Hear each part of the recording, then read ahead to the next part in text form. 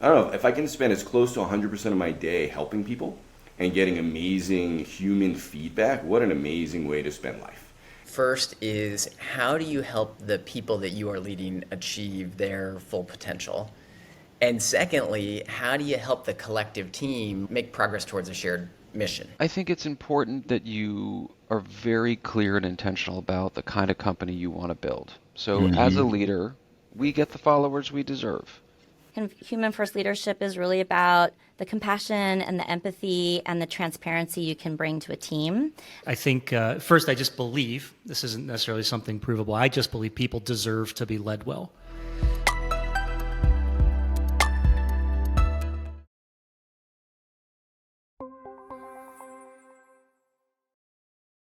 Most people who are in business development and private wealth go onto the field and see the biggest lush tree they can possibly find.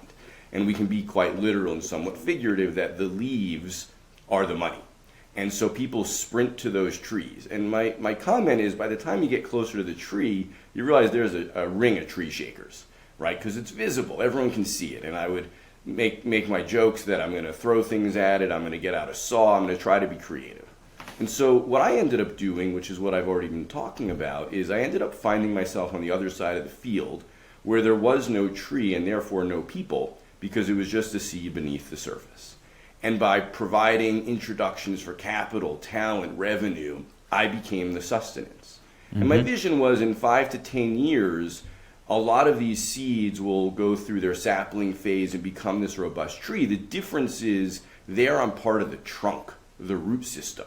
On the other side of the field, I'm an annoyance, and I never wanted to be an annoyance. Who would want to be? That doesn't make you feel good. But what I never expected, and this is the real trick, is that when the big lush trees need help, they don't really look at the tree shakers, the annoyances. They go inward to their own trunk and their root system.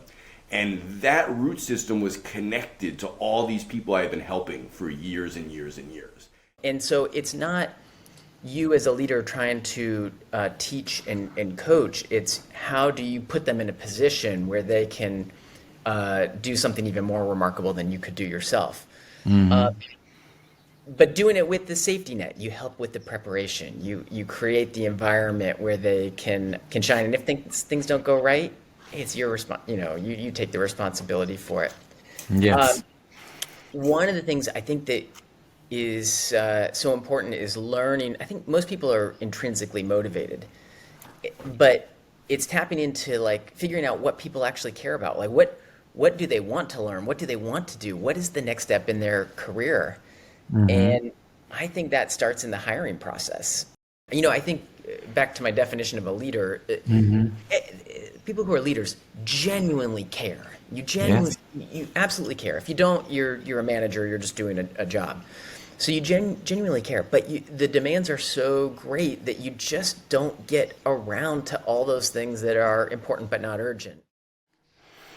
Well, I think it's important that you are very clear and intentional about the kind of company you want to build. So as a leader, we get the followers we deserve.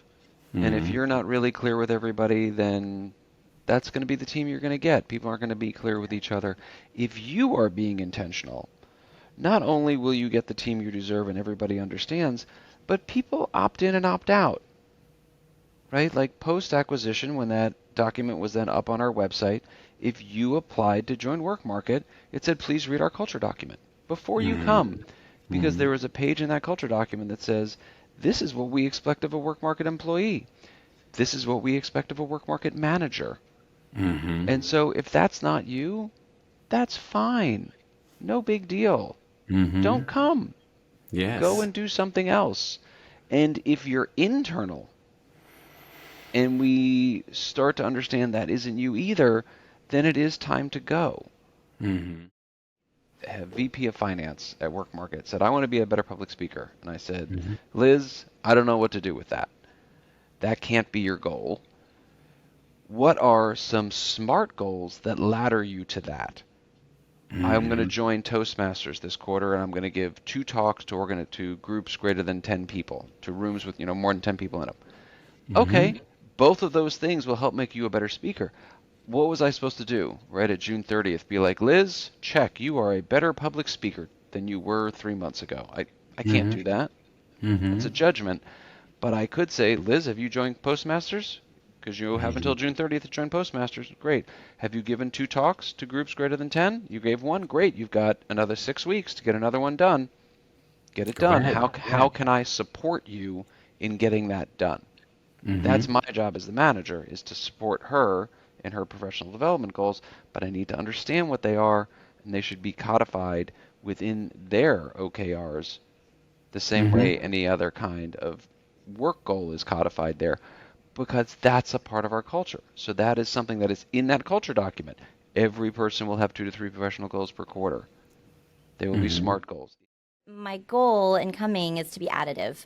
And so, I'm using the human first muscle in a lot of ways for myself and giving myself grace on learning, because I think when you come in and you don't know everything because you're not as fast as you were at the last place, that can be a breeding ground for imposter syndrome, because you're like, oh, they hired me for a reason, but I'm not doing the thing yet. And context is really important. And you could come up with lots of theories on what an organization might need or what are some actions you can take. But if you don't have the grounding in the context, it's going to feel a little hollow. And, I know we love to use playbooks in our profession and in my profession, but what I've learned over my career is that not all playbooks work at all places. So, for me, it's just bringing the context and the dot connecting ability to understand how teams work, how the work works, where to find the work, and then ultimately, how do you want to rally around putting that plan together? So it is a muscle that you have to remind yourself to do. So two big mistakes people make with this idea of praise, or as I call it, continue coaching. One is it's got to be big. And 2 is the worst leadership instinct that exists is I'm going to withhold it because it'll mean more when I give it. Wrong.